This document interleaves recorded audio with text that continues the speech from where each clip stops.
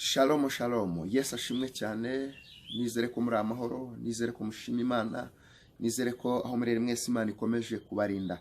Tubaha ikaze kuri uyu munsi udasanzwe, itariki ya mbere z'ukwezi kwa karindwi uyu mwaka wa 2021. Murabizi ko buri kwese dufata umwanya wo gusenga, Imana ikaza ikavugana natwe, Imana ikaza ikahishura iki dushakaho buri kwezi, tugira ubuhanuzi bwa buri kwezi. Rero uyu munsi hari icyo Imana ishaka kuvugana nawe, kuvugana n'abatuye isi muri rusange, wowe nkurikiranye n'undi uzankurikirana. Kuri itariki ya mbere z'ukwezi kwa karindwi hari ubuhanuzi nkuzaniye ku Mana. Icyo usabwa ni ukubwizera, icyo usabwa ni ukubishyira mu bikorwa, ukaza kubona Imana. Kandi uko mbukubwira nanjye niko nibwira. Anyemerera dufate umwanya muto dusenge, twiragize Imana kugira ngo twumve icyo Uwiteka agiye kuvugana natwe. Turagushimye kuri Imana ifite imbaraga, turagushimye kuri Imana wo kwizerwa. Waravuze ngo abo ukunda urabacyaha kandi abo ukunda uvugana nabo. Cishwe bugufi n'iri jambo ngo ritubere ijambo ry'umugisha, ritubere ijambo ry'ihumure, ritubere ijambo ridukomeza kandi rijyana ridukana ritugeza. Wari wese mwamuzaruyumva uwo rizageraho rizamuhera igisubizo. Urakoze Mana kugiye kubana natwe, ni mu izina rya Yesu Kristo Nazareti. Amen. Wewe wahageze ndagusaba usharinga abantu kugira ngo bumve ubutumwa buva ku Mana, bumve icyo Imana dushakaho. Ndagira ngo dusome ijambo ry'Imana turi busange muri Yesaya ibice 55. Turasoma umurongo wa 6 tugeze ku murongo wa 7. Haravuze ngo nimushaka Uwiteka bigishoboka ko abonwa, ni mu mwambazi akiri bugufi. Cya 7 haravuga ngo umunyabyaha nareke ingeso ze, ukiranirwa areke ibyo yibwira, agarukira Uwiteka nawe azamugirira ibambe, agarukira Imana yacu kuko izamubabarira rwose pe. Ya Imana ishimwe kandi Imana ihabwe icyubahiro. Ijambo riravuze ngo nimushaka Uwiteka bigishoboka kwabonwa kandi ngo mu mwambaze akiri bugufi. Ndagira ngutangarize ngo ibintu Imana yambwiye ibintu bigera muri 5 Imana yambwiye itwifuzaho muri ukwezi kwa karindwi. Uku ni ukwezi kwa karindwi, ni ukwezi ko gushaka Imana. Imana yambwiye ikintu cya mbere, yambwiye ngo uku ni ukwezi ko kugira ngo dushake Imana. Nimushaka Uwiteka bigishoboka kwabonwa. Mwene data unkurikiranye aho uri ahari hose, Imana irashaka yuko uku kwezi wongera gushaka Imana. Umaze igihe kinini ushakisha ubuzima, umaze igihe kinini ushakisha ibyakubeshaho, umaze igihe kinini wiruka mu mabizinesi, umaze igihe kinini wihugiyeho. Ariko Imana yambwiye uku kwezi kwa karindwi ni ukwezi ko kongera gushaka mu maso y'Imana. Ntabwo ari ukwezi ko kwiganyira, ntabwo ari ukwezi ko kurira, ntabwo ari ukwezi ko kwiheba, no, ahubwo ni ukwezi ko gushaka Imana. Uwo nkurikiranye ikintu Imana igushakaho, Imana yambwiye ngo nimubwire ngo ikintu cya mbere, shaka Imana, shaka Uwiteka, shaka mu maso y'Imana. Imana umwanya mu mutima wawe, Imana umwanya mu rugo rwawe. Mushaka Imana kuko arige kizagera Uwiteka nitwe tukimushaka. Havuze ngo nimushaka Uwiteka bigishoboka kwabonwa, umwambazi akiri bugufi. Bisobanurwa ngo arige kizagera nitumubone. Ariko Imana ikuntumye iravuga ngo uku ni ukwezi ko gushaka Imana. Mwene data shaka Imana, nayo yiteguye ko wayibona. Nimunyegera nanjye nzabegera. Shaka Imana nayo iragutegereje iteze ibiganza. Shaka Imana mu izina rya Yesu Kristo w'i Nazareti. Icya 2 Imana yambwiye ngo ikintu ishaka ku bwoko bwayo, cyangwa se ikintu Imana igushakaho, Imana yambwiye ngo irashaka ko wihana ibyaha byawe. Kwihana, kwatura, atura ibyaha byawe, kuko icyaha kidutandukanya n'Imana, icyaha kigutandukanya n'ubwiza bw'Imana. Icyaha, iyo umuntu afite icyaha urasenga Imana nikumve. Icya 2 Imana yavuze ngo irashaka ko twihana ibyaha byacu. Wowe nkurikiranye cya bugufi aho uri wihana ibyaha byawe, kuko nitwihana Imana iraza kutwumva. Nubwo twatewe n'intambara, nubwo turimo turaterwa n'ibyorezo, ariko nta kintu Imana ishaka cya 2, irashaka ko twihana ibyaha byacu. Iyo wihanye Imana irongera ikakugarukaho. Iyo wihanye ubwiza bw'Imana burongera bukagaruka. Iyo wihanye urasenga Imana ikakumva. Nta kintu Imana ishaka rero cya 2, irashaka ko twihana kugira ngo nayo itwumve iri mu ijuru, izi dutabare kandi tugire neza. Icya 3 Imana ishaka, Imana irashaka yuko duha icyubahiro cyayo. twambuye imana icyubahiro. Imana yashaka ko tuyisubiza icyubahiro cyayo. Abantu bambuye imana icyubahiro ahubwo basigaye bumva ko aribo baramya, basigaye bumva ko aribo basingiza, ariko imana irashaka yuko tuyisubiza icyubahiro cyayo kuko twayambuye icyubahiro. Yesu adufashe, imana tuneza cyane, kuko ijambo ryarambwiye ngo uwicisha bugufi akubaho Uwiteka. Ingorane yambe ni icyubahiro n'ubugingo no kudapfa, ariko twebwe twambuye imana icyubahiro. Ntabwo dushaka kuramya imana, ntabwo dushaka guhimbaza imana, ahubwo icyubahiro twacyambuye imana turakihano. Icya gatatu, imana irashaka yuko duha imana icyubahiro. Kuyiha imana icyubahiro ni ukuyicira bugufi, tukayumvira, tugakora ibyo ushaka, tukabata imana tuguhaye icyubahiro ko ari ugikwiriye, kuko ari we ari isi n'ijuru. Imana yaza ikatwumva kandi ikatugira neza. Imana idufasha kandi imana itugira neza cyane. Icya kane, imana irashaka yuko duca bugufiya, twe kwikagaza, twe kwiyemera, twe kwishira hejuru, no, twe kwibona, twe kwisingiza. Imana irashaka yuko duca bugufiya, ni duce bugufiya, tuyubahe, tuyiramye.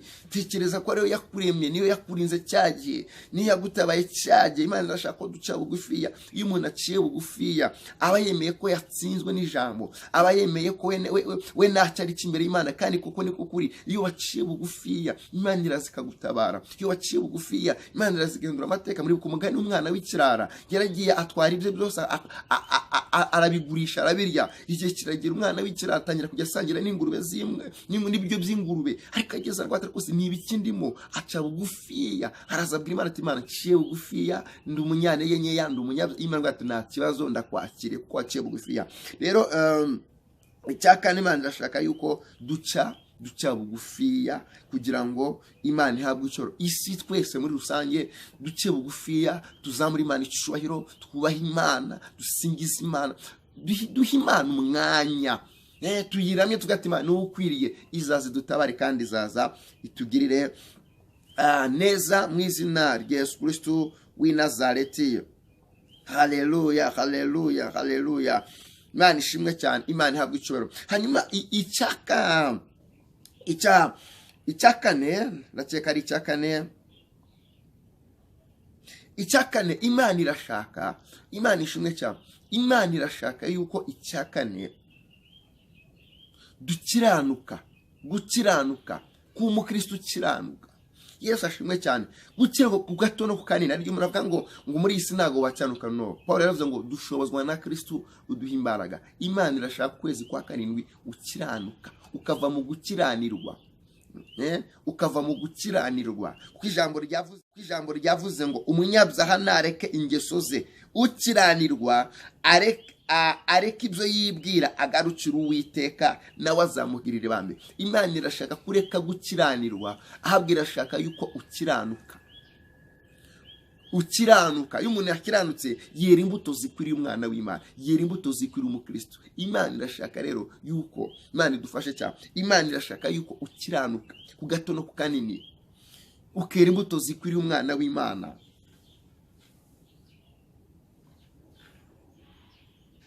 Yesu, Imana ashaka gukiranuka. Icya gatanu, mwene data, ukuntu ukwezi ko gukiranuka ku gato no ku kanini, ugakiranuka Imana ihari, ugakiranuka Imana itakureba, ugakiranuka uri mu bantu, ugakiranuka utari mu bantu. Hari igihe umuntu yibwira ngo azajya akiranuka ariko ari mu bantu. No, kiranuka ku gato no ku kanini.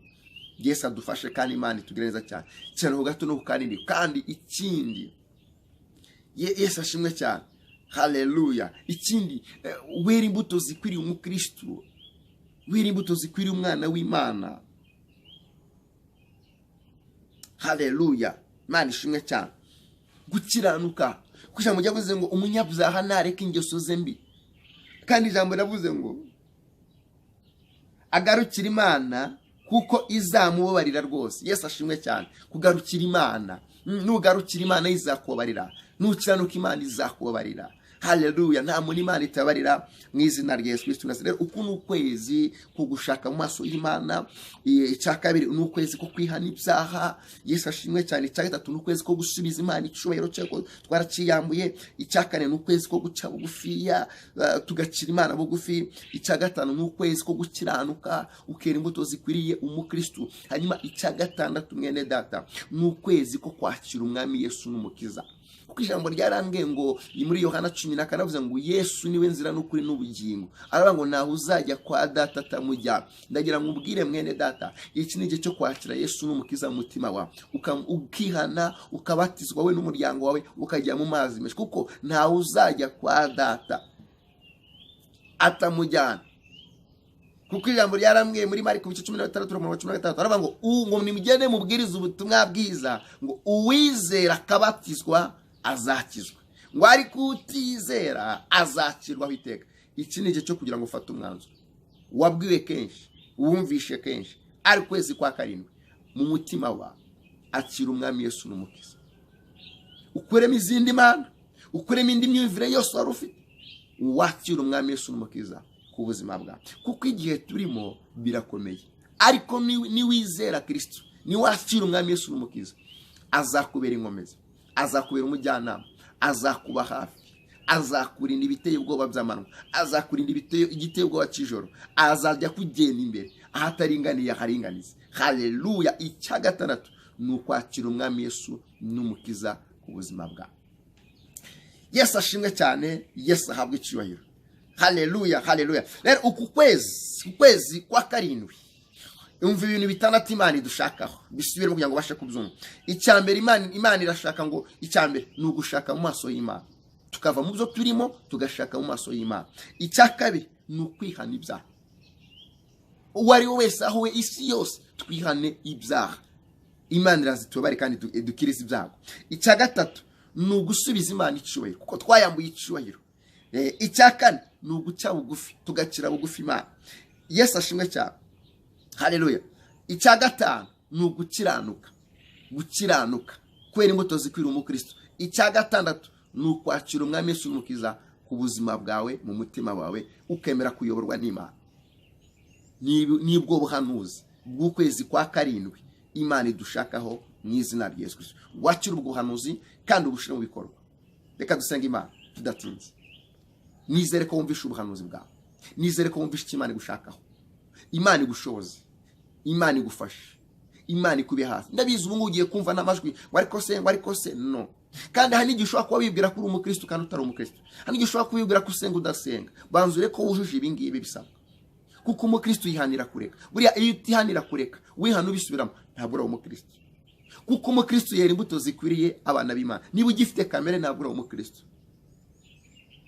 Reka ngusabire Imana imbabazi, kandi ngusaba ngo usharinge uwari wese yumva icyo Uwiteka dushaka mu kwezi kwa karindwi, kandi ubishire ngo nimushaka Uwiteka bigishoboka kwabona mwambaza kiri bugufi.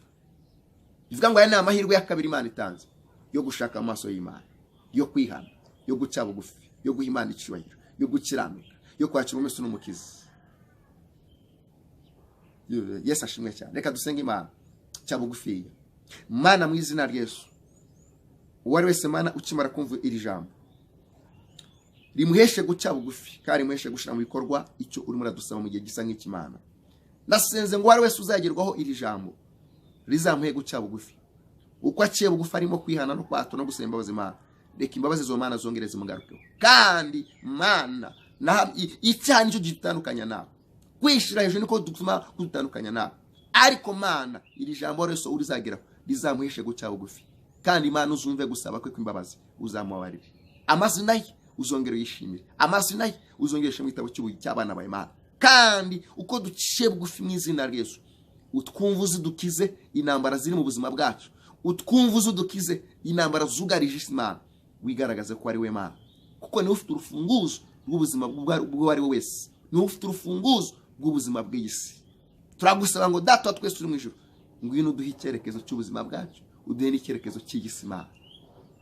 Tugushimye ko twumvishije kandi utubabariye, ni mu izina rya Yesu Kristo. Amen. Mwakwe na Prophet Robert bakunda cyane, mbifurije umunsi mwiza kuri tariki ya 1 z'ukwezi kwa karindwi. Mbifurije n'ukwezi kwiza kumugisha ku kwezi kwa karindwi kw'imwaka wa 2021. Ariko ibintu uko ari bitandatu, Imana igushoboze ubishire mu bikorwa mu izina rya Yesu. Wakwe na Prophet Robert kandi gukunda mbishimira kandi gusaba ngo ujye ukora subscribe cyangwa se abone kugira ngo ujye natwe mu bihe byiza by'amasengesho yacu kuri YouTube. Mugire ibihe byiza, uburinzi bw'Imana, neza y'Imana komeze kubana namwe. Bye bye.